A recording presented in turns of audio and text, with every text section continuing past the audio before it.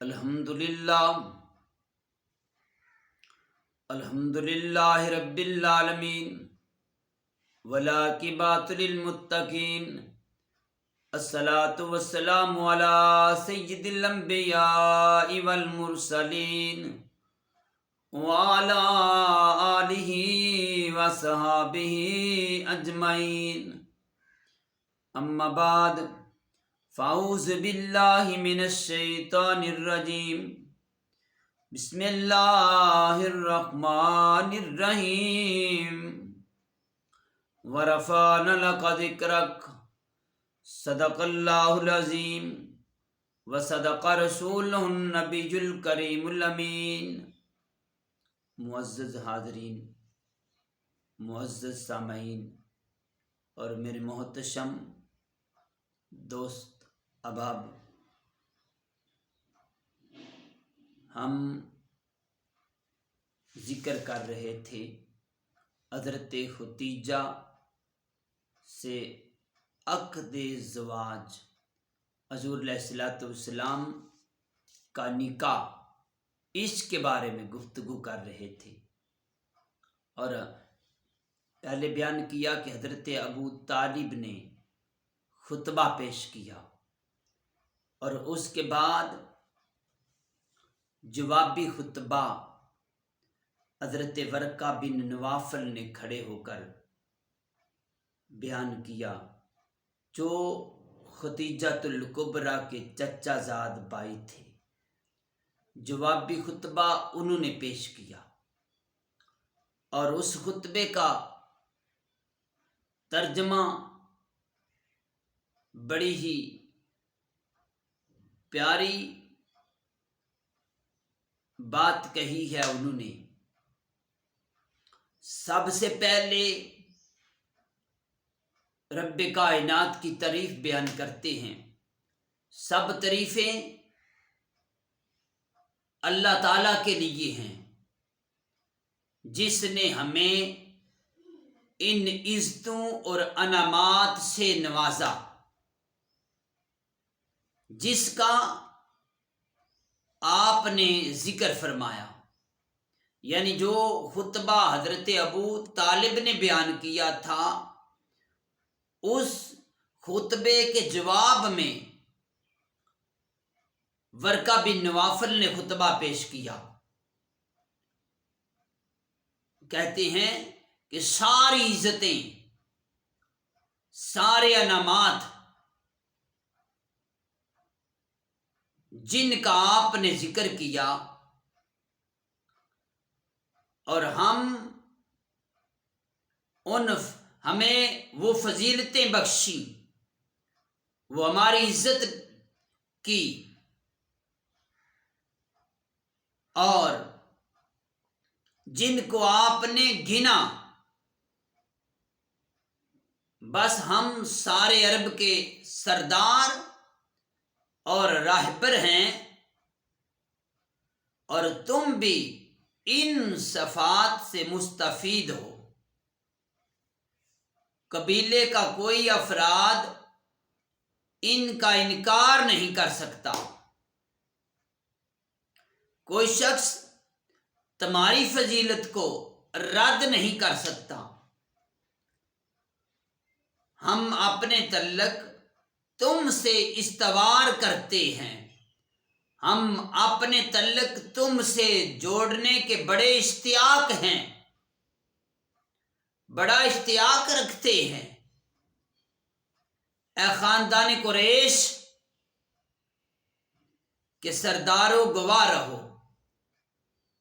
کہ میں نے ختیجہ بنت خویلد کا نکاح محمد بن عبداللہ کے ساتھ کر دیا۔ باب ذی وقار، یہ خطبہ حضرت ورقہ بن نوفل نے پیش کیا، جو ختیجۃ الکبریٰ کے چچا زاد بھائی تھے۔ باب ذی وقار، یہ وہ شادی تھی جو آقا علیہ الصلوۃ والسلام کی حضرت ختیجہ کے ساتھ ہوئی، اور فرمایا اے قبائل قریش گواہ رہنا، میں نے ختیجہ بنت خوائلد کا نکاح محمد بن عبداللہ صلی اللہ علیہ وآلہ وسلم کے ساتھ کر دیا، اور اس پر قریش کے بڑے بڑے سردار، بڑے بڑے نامور لوگ موجود تھے، اور ہادی انس و جاں نبی رحمت، نبی محتشم، امام الانبیاء، سید المرسلین، رحمت للعالمین کی یہ پہلی شادی مبارک تھی حضرت ختیجہ الکبریٰ کے ساتھ۔ اس کا بڑا اہتمام ہوا، بڑی شان و شوکت کے ساتھ انجام پذیر ہوئی، اور قیامت تک امت کے لیے ان گنت خیر و برکت کا سر چشمہ بنی۔